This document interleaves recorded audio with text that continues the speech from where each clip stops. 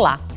Com uma área de mais de 9 milhões de hectares, equivalente à de Portugal, a terra indígena Yanomami ocupa partes do Amazonas e de Roraima e se estende por boa parte da fronteira do Brasil com a Venezuela. Juntas, essas regiões formam o maior território indígena coberto por floresta de todo o mundo. Este mês, a demarcação desta terra completa 30 anos. Enquanto lutamos para enfrentar as mudanças climáticas que colocam em risco as futuras gerações, o Brasil dá as costas para os povos indígenas, defensores do meio ambiente. Lá onde o Brasil toca a Venezuela, entre os estados do Amazonas e de Roraima, vivem os povos Yanomami, protegidos pela floresta, protegendo a floresta.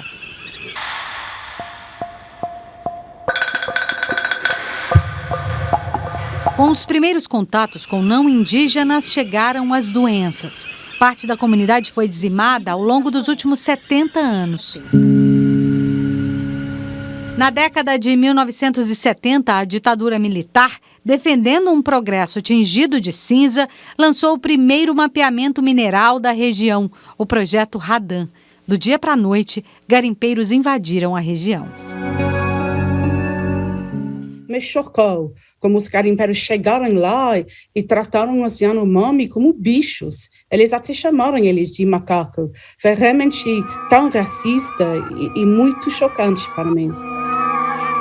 O líder e xamã Davi Copenaua elevou a voz. Correu o mundo pedindo socorro. A demarcação da terra indígena Yanomami foi assinada pelo então presidente Fernando Collor na presença do xamã em 1992. A terra Yanomami foi homologado, mas não está respeitado. Agora, 2020, o governo militar retornou. Tentadura militar retornou. Se chama hoje Jair Bolsonaro. Está muito ruim para nós, ruim para o povo indígena, povo da cidade também. Não é seu índio que está sofrendo. Eles estão vivendo um momento dramático. Estão com mais de 20 mil garimpeiros dentro do território Yanomami, destruindo a floresta, destruindo a biodiversidade, envenenando os rios com mercúrio. A destruição nunca foi tão grave. Só não muda a insistência do povo Yanomami em sobreviver e lutar pela sobrevivência da Amazônia. Atividade, extração de madeiras e atividade de sojas nos nossos territórios e violência, abuso sexual, a vida dos povos indígenas seja muito ameaçado neste momento e cenário atual. Recebemos hoje Júnior Yanomami, presidente do Conselho Distrital de Saúde Indígena, e a pesquisadora do Instituto de Pesquisa Ambiental da Amazônia, Patrícia Pinho. Patrícia, Júnior, obrigada por estarem hoje aqui. Obrigada, Andressa. Obrigada, Júnior. Obrigado. Completamos esse mês 30 anos da demarcação da terra indígena Yanomami. Há o que comemorar, Júnior? Então, esse mês completamos 30 anos, né, da demarcação da terra indígena Yanomami e estamos organizando para nós tentar comemorar a terra indígena Yanomami. A gente está procurando em que a gente vai comemorar tantos sangues, tantos mortes que aconteceu nos últimos 4 anos na terra indígena Yanomami. Então, nós, Yanomami, estamos sofrendo muito. Uma terra indígena Yanomami demarcado e homologado é invadido pelos garimpeiros, né, na terra indígena Yanomami e sem respeito nem com a floresta. E nós estamos lutando para sobreviver e proteger a floresta, mas não sei como a gente vai comemorar esses 30 anos de demarcação à terra indígena Yanomami. Patrícia. Bom, Acho que faço votos e coro às palavras do Júnior Yanomami, bem como também as palavras do Davi Copenau, que a gente está num retrocesso, né, ao tratamento dos povos indígenas, dos povos originários da floresta e a própria futuro da floresta, o que se entende hoje de conservação na floresta amazônica. Eu acho que as condições pela qual os Yanomamis, mas também todos os outros povos originários, povos indígenas do Brasil, estão sendo subjugados a uma agenda anti-indígena, a uma agenda antiambiental, em detrimento de atividades econômicas extremamente lucrativas para poucos, né? Mas que causam um legado e deixam um rastro de destruição, né? Não só para gerações futuras, mas no momento atual também, né? Para todo o Brasil, né? Eu considero que o Brasil teve e mostrou ser capaz de trazer dignidade, trazer autonomia e justiça aos povos indígenas, sobretudo dos Yanomamis, né? E um exemplo do que está acontecendo hoje, Júnior, é que você denunciou o desaparecimento de uma criança e a morte de uma adolescente de 12 anos que teria sido estuprada por garimpeiros. A Polícia Federal diz que há falta de indícios. O que se sabe até agora? Qual que é a situação hoje? A situação atual na terra indígena Yanomami é muito tenso, né? Os garimpeiros estão controlando todas as comunidades.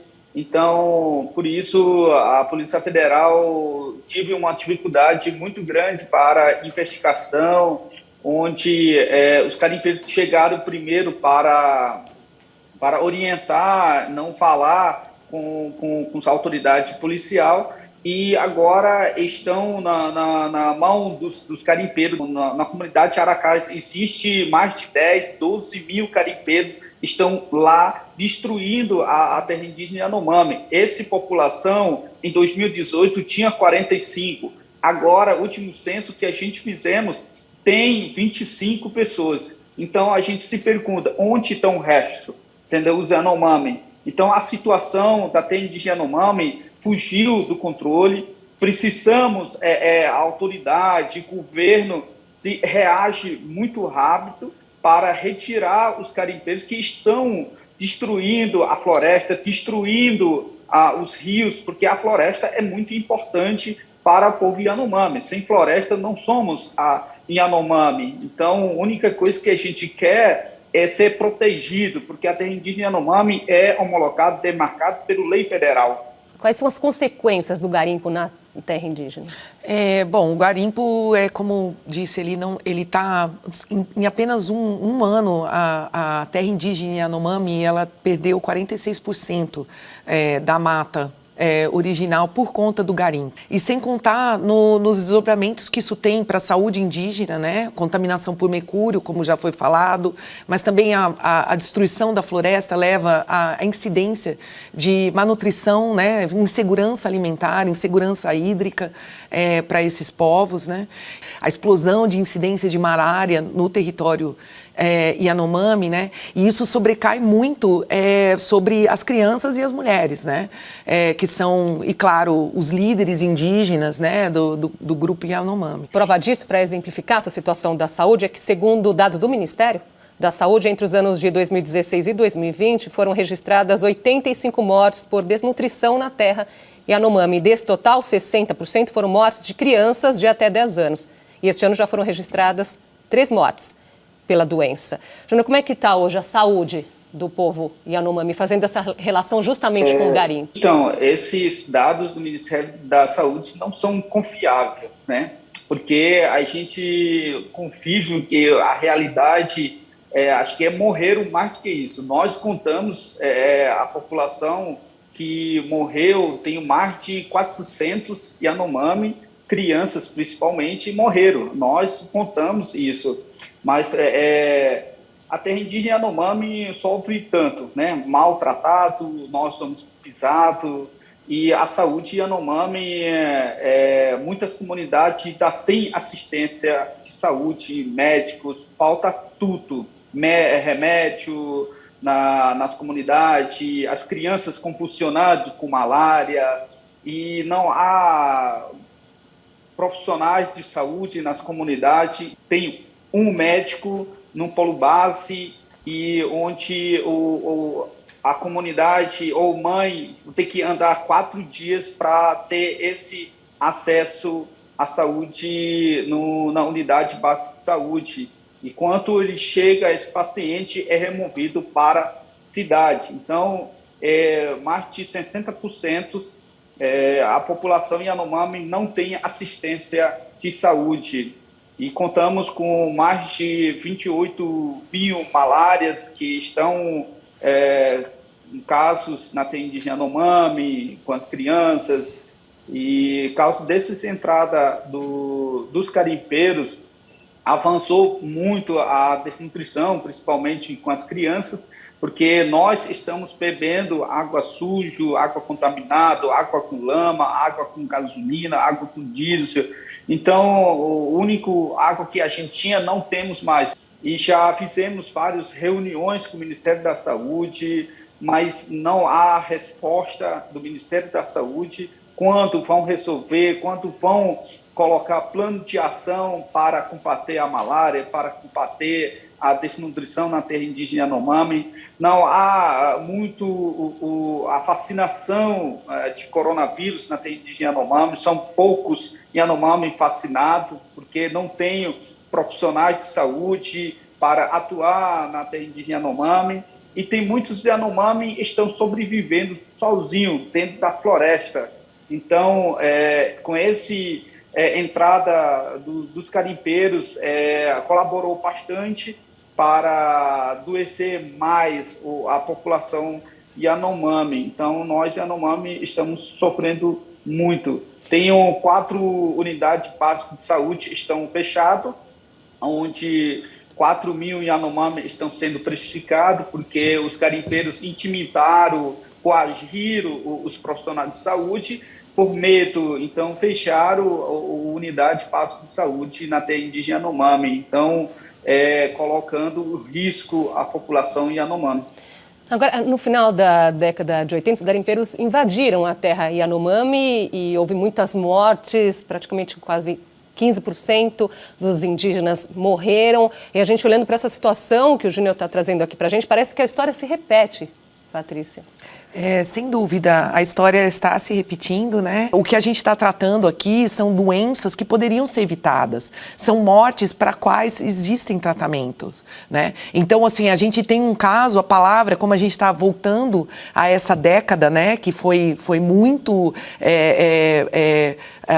horrível, tratou muito mal, né? É um legado de justiça mesmo aos povos originários que marcou o Brasil, né? Agora, Júnior, você trouxe para a gente essa realidade, esse acesso à saúde que é tão precário. Por outro lado, como que é a estrutura do garimpo na região? A estrutura dos garimpeiros é bem estruturada, tem uma tecnologia muito grande. Internet, eles têm uma internet grande, eles têm um material, tecnologia, têm um acesso para na terra indígena Yanomami. Eles usam helicópteros.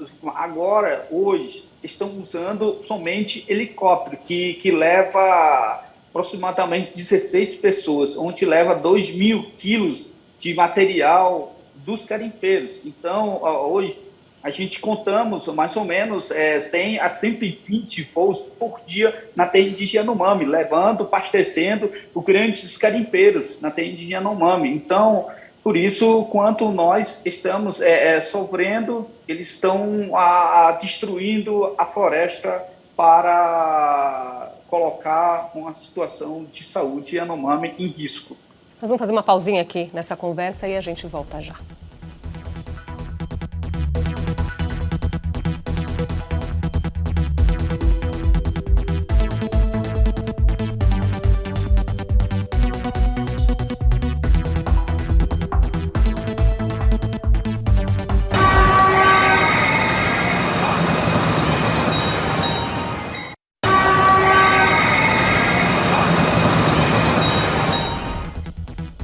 voltamos a conversar sobre a situação do povo Yanomami com Júnior Yanomami, presidente do Conselho Distrital de Saúde Indígena, e a pesquisadora do Instituto de Pesquisa Ambiental da Amazônia, Patrícia Pinho.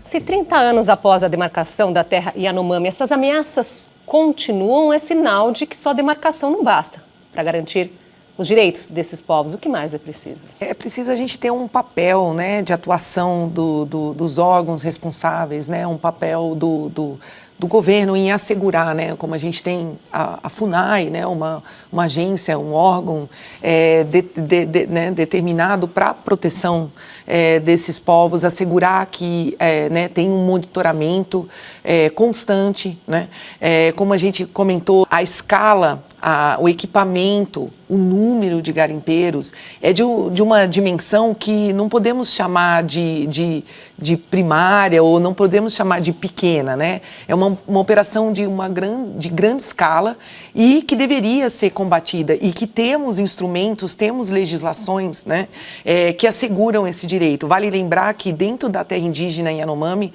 também se encontram povos isolados, que são povos que vivem na floresta, né, e que têm o seu direito também assegurado, né, de permanecer dentro daquele território. Eu costumo falar também que a gente precisa ter uma ação também da sociedade civil organizada para trazer a atenção da importância desses povos, dos direitos desses povos e também com a relação com a própria crise climática que estamos vivendo, né. Agora, Júnior, você chamou a atenção para a estrutura, né? A estrutura tão grande do garimpo que envolve muito dinheiro. Quem é que banca tudo isso? A Polícia Federal prendeu grandes empresários, né? Onde a Polícia Federal fez uma operação belíssima, né? Que esses helicópteros, são 66 helicópteros foram presos, né? Que estavam apoiando, né? Com certeza tem grandes empresários, políticos no meio, porque o tamanho que está não é simplesmente garimpeiro está caçando ouro, né? Tem um tecnológico, apoio empresarial, tem um apoio alguns políticos local. Então, por isso tem muito político repado. O garimpeiro não é bandido. Esses frases políticos sempre falam, entendeu? Mas como não é bandido, que já está invadindo, que já está ilegal na terra indígena Yanomami, e prejudicando, colocando em risco as vidas que estamos sendo garantidas pela Constituição Federal. A Polícia Federal também tem muita dificuldade, para fazer a operação na terra indígena Yanomami, porque não tem um apoio do governo, né? Porque acesso é muito difícil, somente chega de helicóptero ou com apoio da aeronave do Exército, né? Principalmente também IBAMA, e não se fala a FUNAI, né? A FUNAI já não atua há muito tempo na terra indígena Yanomami, que era para fazer seu papel protegendo, fiscalizando as terras indígenas Yanomami dentro da floresta. Desde quando a FUNAI sumiu daí? Desde 2016 e 2015, sumiu a FUNAI atuar, a fiscalizar a terra indígena Yanomami. Então, a gente não vejo mais a FUNAI atuando, fazendo o seu papel para proteger. Vou trazer aqui um outro dado recente de alertas de desmatamento na Amazônia que passaram de 1.000 quilômetros quadrados em abril e bateram recorde para o período. Nós precisamos lembrar que as regiões da Amazônia mais preservadas são justamente as habitadas por indígenas, devido à luta dessa população. Um levantamento do projeto MAP Biomas mostra que nas últimas 3 décadas, enquanto a perda de vegetação nativa em áreas privadas foi de 20,6%, nas terras indígenas esse número foi de apenas 1%. Quer dizer, nós precisamos olhar para isso aqui para entender a importância desses povos, não é? A floresta, ela só é preservada dentro desses territórios justamente pela presença indígena, pela presença desses povos em monitorar, em proteger esses territórios. Nos últimos 3 anos, comparado com os 3 anos anteriores, a partir de 2019, as florestas públicas, né, as unidades de conservação e as terras indígenas são as que sofreram a maior nível, né, de desmatamento nesses últimos 3 anos. Vamos trazer aqui uma voz muito importante nessa luta, a do líder indígena, ambientalista e filósofo Ailton Krenak. Os brancos eles até muito recentemente se referiam aos povos que vivem dentro da floresta como se nós fôssemos bárbaros. Agora eu te convido a conferir: quem envenena os rios, destrói a floresta e mata as pessoas queimando a mata, é o quê? Civilizado? Deveriam aprender com povos de outros lugares do mundo a não desistir dos Yanomami. Nem dos Yanomami, nem da floresta. Pois é, tá aí quem é que está destruindo a floresta, não é, Patrícia? É isso que a gente tem que pensar, como é que tudo isso está acontecendo, esse desmatamento atinge as nossas vidas, não é algo distante de nós. Sim. Perante a uma crise climática, a gravidade global que os relatórios do painel intergovernamental de mudanças climáticas têm mostrado, a alta vulnerabilidade desses povos, os impactos climáticos, mas também a de população que não necessariamente, né, se encontra dentro daquele território. Então, os padrões de chuvas que a gente tem, que que acontece no ecossistema, no bioma da Amazônia, ele é transportado para as regiões mais ao sul. Então, a proteção da floresta, o estoque, o papel que tem da regulação climática e na promoção da biodiversidade, ele é importante a todos, né? E quais os sinais, Júnior, das mudanças climáticas que já podem ser vistos na floresta? Muita dificuldade para ter uma água na terra indígena Yanomami, principalmente onde tem os nascentes de rio, né? A água secaram, porque não há chuva nessas comunidades. Está chovendo só no outros lados, onde não tem carimbo. Trazer aqui um outro assunto muito importante, que é o marco temporal que voltará a ser julgado no próximo mês. Segundo essa tese, indígenas só podem reivindicar a demarcação de terras que já eram ocupadas por eles antes da data da promulgação da Constituição de 1988. Sobre isso, ouvimos o engenheiro agrônomo e porta-voz da campanha da Amazônia do Greenpeace Brasil, Clay Aguiar. O Brasil ainda tem uma dívida histórica a ser reparada com os povos indígenas. São mais de 800 terras para serem reconhecidas e demarcadas no país ainda. E a tese do marco temporal tem consequências imediatas sobre a demarcação desses territórios. A rejeição dessa tese é fundamental para que o Brasil rompa com esse contexto de transgressão permanente dos direitos indígenas no país. O que esperar sobre essa decisão, Patrícia? Novamente um retrocesso e de novo, trazendo ao ponto o que eu tenho a ver com isso, né? O que a sociedade, o que nós, sociedade civil, então, novamente, assegurar, né, essa dívida histórica que temos, né?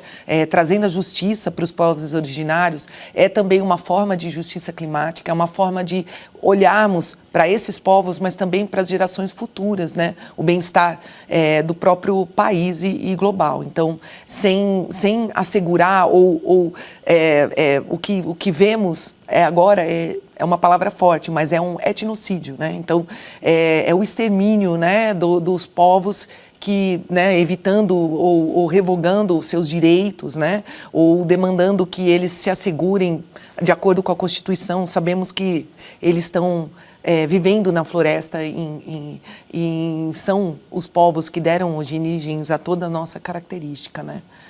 Júnior.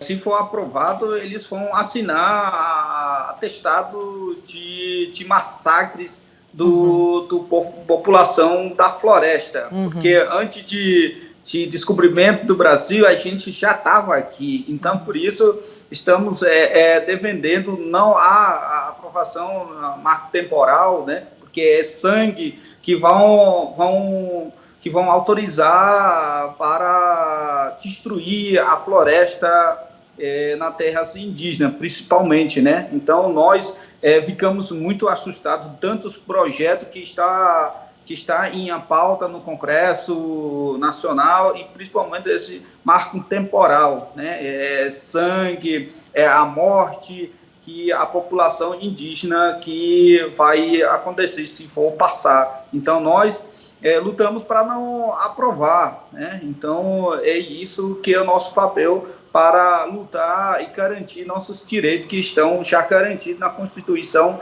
Federal. Por que todos nós devemos olhar para essa situação? Todos devemos nos preocupar com os direitos indígenas? A gente não está pedindo mais nada.